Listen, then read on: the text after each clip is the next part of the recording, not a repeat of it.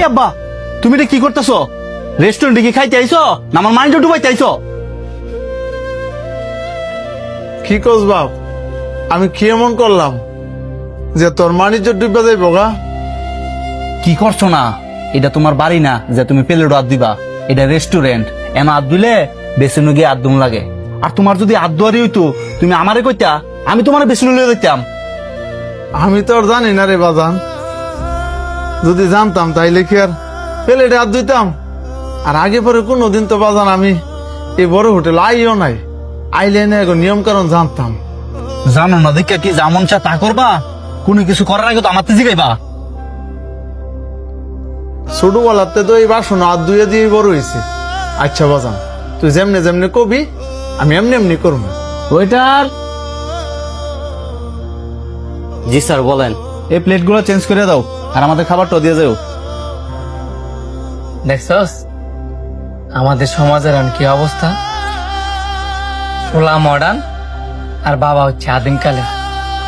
নিশ্চয়ই বাবা শখ করছে রেস্টুরেন্ট নিয়ে এবার লেগে, আর হ্যাঁ আন্দাজ চেষ্টা করতেছে বাবার মডার্ন বানাইবার লেগে।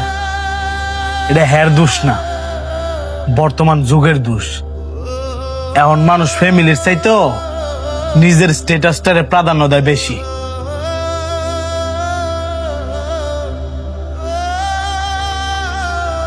এই যে স্যার আপনাদের চাউমিন।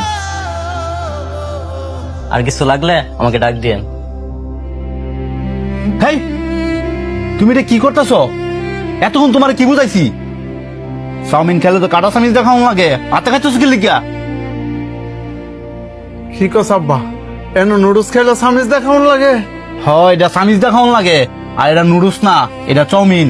আর তোমার না কইছি কোনো কিছু করার আগে আমার জিজ্ঞাসা করবা। আচ্ছা বাবা তুই সেতিস না, আমি সামিজ দিয়ে খাইতেছি। আগে দেখো আমি কেমনে কেমনে খাই, পরে তুমি এমনি এমনি খাইও।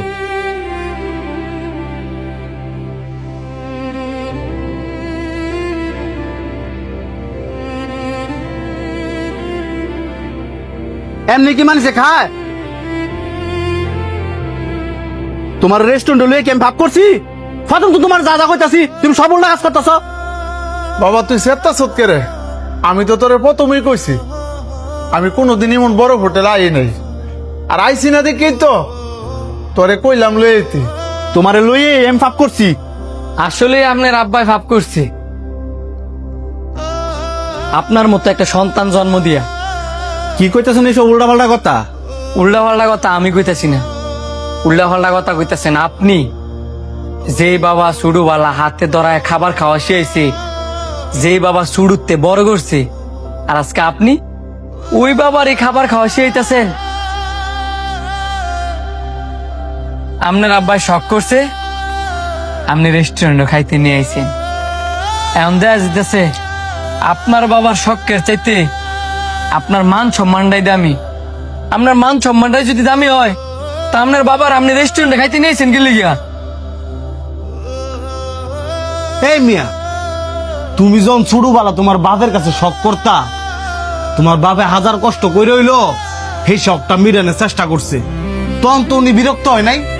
আর তুমি সামান্য রেস্টুরেন্টে খাওয়াই তাই না বিরক্ত হয়ে গেছো গা? আমরা কালো কথা হইতেছি, বাপের মর্ম কি হ্যাঁ বুঝে? যদি বুঝতো তাহলে বাপটার লগে কি হ্যাঁ এমন খারাপ আচরণ করতো? শুরুতে যে বাপ বড় করছে, আর আজকে দেখ এই বাপের চেয়ে বড় হয়ে গেছে গায়ের মান সম্মান। এই বেড়া, তোর তো উচিতা ছিল তোর বাপে যেহেতু খাইতে পারে না তুই নিজের হাতে তুলে তুলে খাওয়াই দিতি। এই যে তুই আজকে ভালো মন্দ খাইতাছস, ভালো পোশাক আশাক পরতাছস, কার অবদানে? তোর এই বাবার অবদানে। একটা ছেলে মানুষের বট গাছ হল যে তার বাবা, আর তুই এই বাবারে খেয়ে যেতেছস, ধমকাইতাছস। শোন ভাই, তোর একটা কথা কই, আল্লাহ তাআলার বিচার অনেক কঠিন। এই যে তুই তোর বাবার লগে খারাপ ব্যবহার করতাছস, আখেরাতে তো শাস্তি পাবি ওই। ভবিষ্যতে যখন তোর ফলাইব, তুই তোর বাবার লগে যে ব্যবহার করছস না, তার চেয়েও খারাপ ব্যবহার তোর সন্তান তোর লগে করব।